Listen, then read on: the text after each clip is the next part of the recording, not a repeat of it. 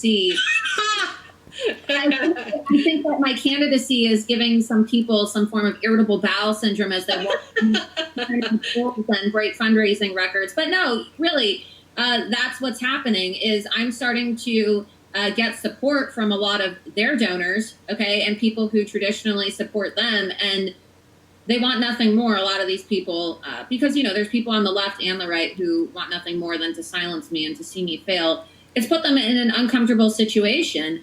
And then this last week, you had former Congressman Bob Barr, who wrote an op-ed in Town Hall, and he just said, okay, when are you going to address the elephant in the room? Why isn't Laura Loomer on the NRCC list? She's raising more money than a lot, if not majority of the candidates who are on the NRCC list for young guns. And the mainstream media, of course, has just had a total blackout. And they've done the same thing to you. So I know you can relate. And you know this is very valid and this is true because you used to go on Fox News all the time. And this whole idea of a blacklist is real. This is not a conspiracy theory. So when people ask me, oh, well, why isn't anybody in the media talking about your campaign? It just seems natural. Why haven't you been on to talk about your lawsuits and, you know, this egregious censorship? Well, it's because even Fox News has a blacklist, right? Along with CNN and MSNBC and all of these mainstream media sites. So we don't really have, as conservatives, any media outlets who are going to cover this because even Fox News is bought and paid for and allowing themselves to be censored by what's her face, Suzanne Scott. Yeah, and Paul Ryan. I mean, you mentioned young guns, right? And this is the formation of the elitist GOP establishment boys club. It is a boys club largely, but then they get to decide, you know, they're the gatekeepers. They get to decide who's in or out. And then it's the same thing with Twitter changing its rules, right? For whether you get to play on the playing field. I mean, obvious about it. You know, they did play after I filed to run. So, you know, just the absurdity of this for people, I don't understand what people in Congress are really waiting for. I mean, Republicans are just sitting back right now. I don't know what they're waiting for exactly. What more evidence do you need? We have the Project Veritas tapes where these executives are caught on camera. You have the reporting from Alan Bakari over at Breitbart with all these memos and documents exposing how they have a clear agenda. And this is their own phrase, right? This, to prevent another Trump situation. And then the day after, literally one day after I filed to run for Congress, Twitter changes their rules and says, well, you have to win your primary first to get a verified check mark. But then all these Justice Democrats who are trying to primary Democrats, right? They said, well, that's not fair. We need verified accounts too. So then Twitter said, all right, well, every single person running for Congress in the country can have a verified account except Laura Loomer. That's right. That's right. There's a Loomer loophole. They literally said that. And Gateway Pundit reached out and they said, well, what about Laura Loomer? They said everybody but Laura Loomer. Yeah. Then my campaign tried to create a Facebook page for my campaign. And less than 24 hours after we created a Laura Loomer for Congress campaign page, it was deleted and banned off Facebook. And then Breitbart contacted Facebook, and Facebook said, well, we're creating a new rule today. And the new rule is that if you've been previously banned, it doesn't matter if you're running for office or even if you become an elected official, you are not allowed to have an account. So when I win my race, because I'm going to win, I guess I'll be the only member of Congress that doesn't have social media. That's right. Parler, and I'm on Gab, but in terms of mainstream social media, so I don't know how President Trump is going to communicate with his future congresswoman because he's always on Twitter and I won't be. I know. Well, you're going to have to lure him to, he's not on Gab or Parler yet, right? No, but he should be. All Republicans should. And think about it. President Trump arguably is the most popular Twitter user. He could kill Twitter overnight if he wanted to. I say it all the time. Yeah. All he would have to do is say, I don't like the way Twitter is tweeting my supporters, and he could just get on Parler and get on Gab, and Twitter stock would drop so much. I mean, just to put this into perspective, I'm obviously not the president of the United States, okay?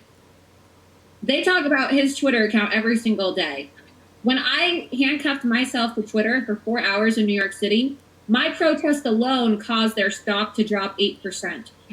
One person who, according to the left, nobody cares about me and I'm irrelevant and I have no notoriety or anything. Imagine how much Donald Trump could make their stock crash if he said, enough of the censorship, I'm going over to Parler and Gab. Yeah, right. And by the way, of course, You're totally pushed off these platforms. You chain yourself to Twitter, and you're immediately the number one trending topic on the site all day. So, and then they hit it, of course, and then that's what happened too. When I decided to run for Congress, I hadn't even made an announcement that I was running. I simply filed with the FEC, and within 1 hour, my decision to run was the number one trend on Twitter. But then, of course, Twitter had to remove that. So yeah.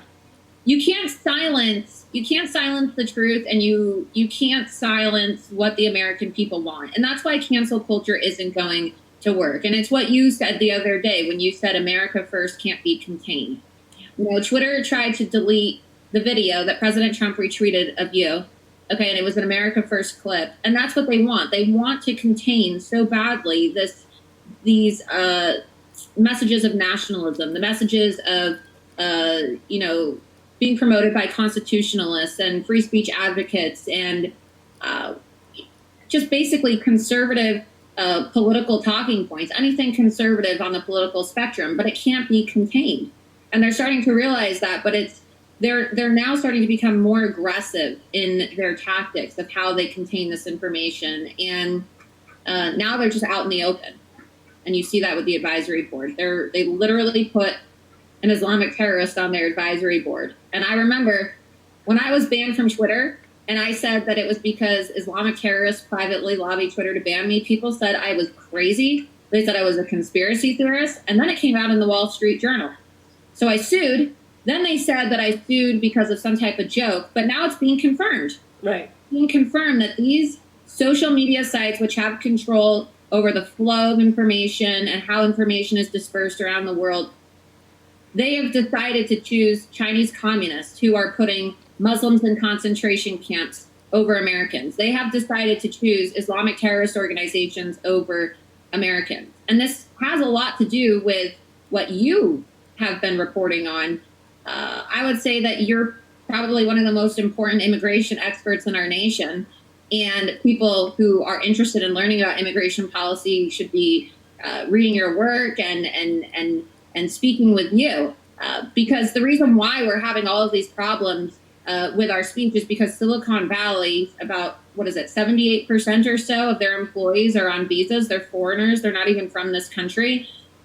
So you have the Democrats saying that they're against election interference, foreign election interference, but all you have at Twitter and Facebook are foreigners from countries like China and countries like Saudi Arabia deciding which Americans are allowed to have speech and which aren't in an election year. Yeah. It's foreigners who are deciding the rules about what is appropriate and what isn't appropriate speech in an election year.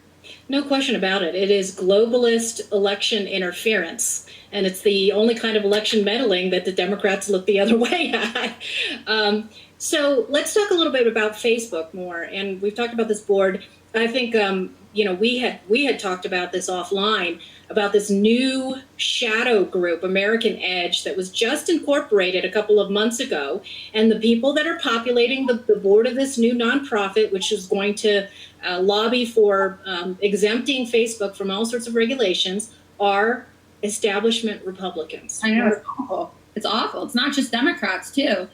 And, you have these establishment Republicans who are, I guess, getting paid now to advise this group, which is, they're calling themselves, I can't believe they're even calling themselves a nonprofit. I don't understand how you can be considered a nonprofit organization and how this is really what it is it's a form of lobbying. And what they're doing, it couldn't be more obvious. They're trying to buy off and pay off American lawmakers in Congress so that they don't support antitrust legislation against big tech, which has recently been proposed by the Trump administration and the DOJ.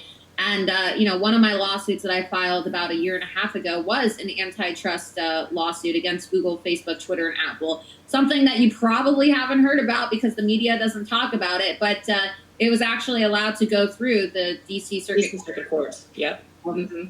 So it's shameful. And I personally think that it should be illegal. I know this probably would never happen just given Citizens United, but I think that it should be illegal for lawmakers to accept campaign contributions from big tech.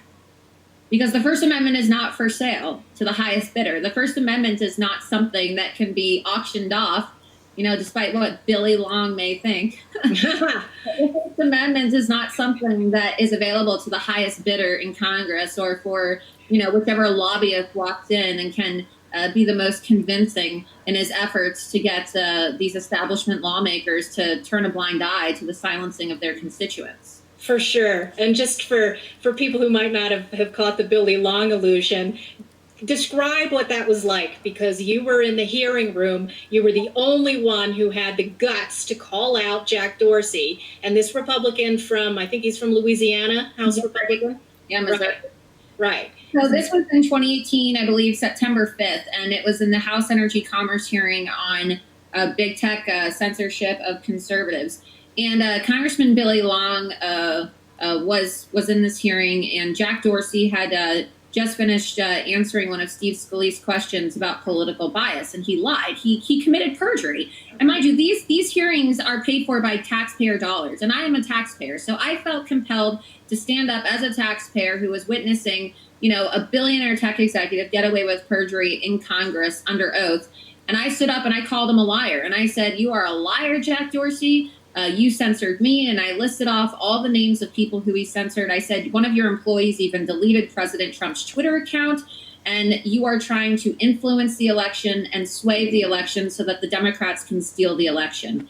And Billy Long, this congressman from Missouri, he decided to auction me off.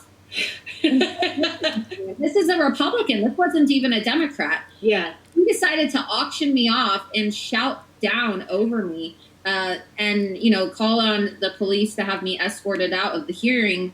But meanwhile, none of these members of Congress even understood what they were doing when they were questioning these tech executives. You could tell that they had such a lack of understanding about how big tech works. They probably don't even use social media. They have aides in their congressional offices who do it for them. And, it's just a shame that that's the kind of representation that we have. It's on both sides of the aisle. And then meanwhile, the same day you had the Kavanaugh hearings, and Chuck Grassley was allowing for these radical leftist women coming in with period blood and crazy signs to disrupt. And what did Chuck Grassley say? He said, "Well, this is America, and they have a First Amendment right to protest." So the Democrats have a First Amendment right to falsely accuse Brett Kavanaugh of rape, but I don't have a First Amendment right to call out Jack Dorsey for committing perjury? Yeah.